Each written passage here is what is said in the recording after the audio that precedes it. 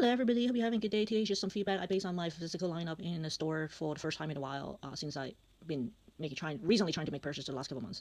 So you guys knew I'm like kind of like GameStop Pro member for a while, and I'm kind of questioning if I should renew my membership anymore. The reason is because you can buy any Pokemon product anymore in that store. They have Launch Fly, but the prices is not exactly MSRP anymore anyway, in general, as a general bucket.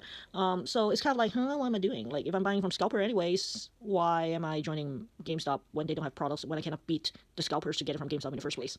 So that's that. And just for yesterday's experience, we went line up 4 a.m. That's before the 4:30 curfew or whatever rule is called. That usually, like, if you line up stuff before 4:30, the police can kind of like send you home, kind of, if you're in the area gathering.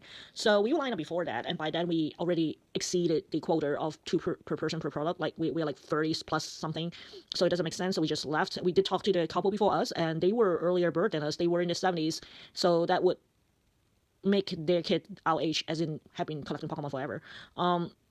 So yeah, anyway, so they just have been 4 stores before us. They're very hardcore, and they try to explain the situation to us because they've been lining up for the kids every single time. One kid, actually, one kid. So they've been lining up for them for every single time. They went to every single store, and they were explaining the first 15 people were resellers at least each time when they were buying. It's not the same 15. So what happened is, like, say in the area there's 10 GameStops, say for example, it's the same 15 people in store 1 this time, and it'd be store 2 next time, and kind of like doing a rotation. So it's like 150 people resellers on their payroll or whatever that they're doing to spread out in those 10 stores, and they kind of pick. It's not necessarily the same person, so you kind of like don't recognize unless you've been like in the game every single time, and you notice, oh, it's the same group, not the same 15 people. Like, it's like we talk about 150 people, we talk about resellers in the area that we live.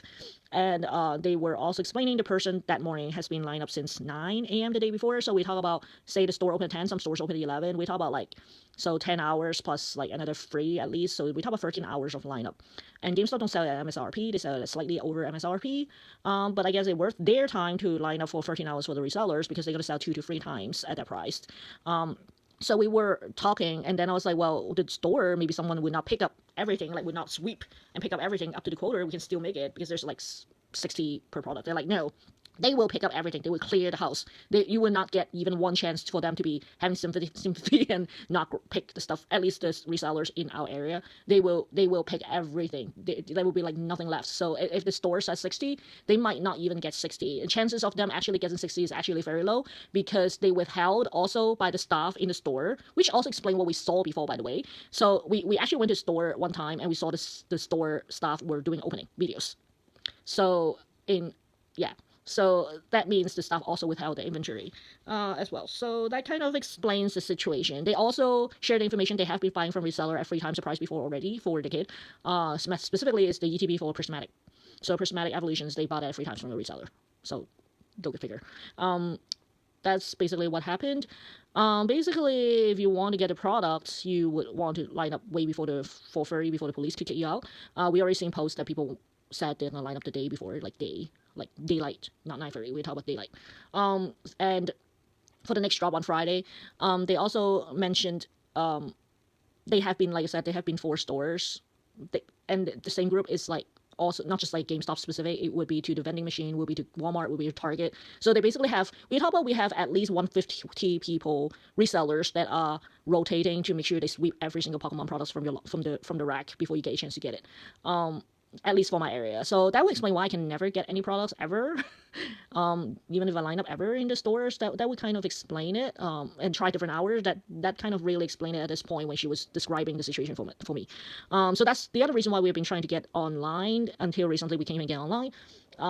So I really hope to turn this around. The only way is to print more products. It's literally print way too much supply, so then the market tank, aka market to them tank, because if you're really a collector, you don't really care about the short-term price drop, because you're literally collecting for as your hobby, for a long-term investment, or basically for your own pleasure, for long-term, for your thing.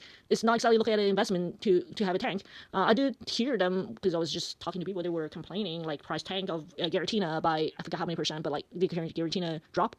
And I was thinking, thank God it's dropping finally, because that card is skyrocketing for nonstop. And it's quite a comparatively modern card. Sometimes it's really sad when you see a vintage card worth less than a modern card. I'm not saying vintage is better than modern, but it just doesn't make sense. Like, it just didn't make sense, like, value-wise. yeah, and that's basically it. I hope you guys enjoyed today's video. Like I said, the only way is just keep printing, and so that they kind of like hit the thing of over purchasing on their credit and whatnot. That would be the only way to stop them from buying it. Like, not the physical ones, but the online. Let the bot runs so that they can like buy way too many and they don't have enough money to pay for it. That would be funny. Like, not funny, but like that would be like the situation when the bot have no limit.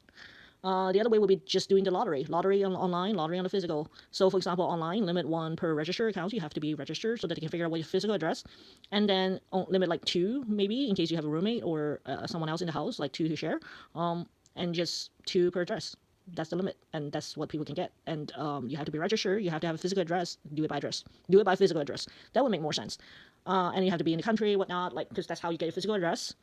No PO address, no PO box, no nothing. It has to be a physical address. That would make it so much more fairer. And you do a lot also. You usually when a product drop, you know it at least a week in advance, and then you can just say, okay, you registered the week before.